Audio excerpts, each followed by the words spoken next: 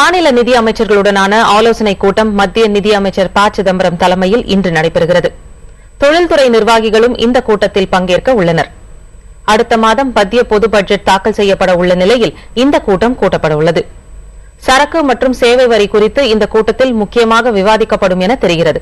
மாநிலங்களுக்குள் எடுத்துச் செல்லப்படும் சரக்குகளுக்கான மத்திய மாநில வரி கடந்த 2007-2008 ஆண்டு நிதியாண்டில் 4%லிருந்து 3%ஆக குறைக்கப்பட்டது. மதிப்பு கூட்டு வரி அறிமுகப்படுத்தப்பட்ட பிறகு இது மேலும் 1% குறைக்கப்பட்டது.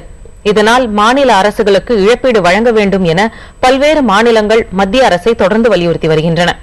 இன்றைய மாநில நிதியமைச்சர்களுடனான ஆலோசனைக் கூட்டத்திலும் இது வலியுறுத்தப்படும் என எதிர்பார்க்கப்படுகிறது. பட்ஜெட் தொடர்பாக வங்கிகள், வர்த்தக நிறுவனங்கள், பொருளாதார நிபுணர்கள், விவசாயத்துறை நிபுணர்கள் ஆகியோருடன் சிதம்பரம் ஏற்கனவே ஆலோசனை நடத்தியுள்ளார்.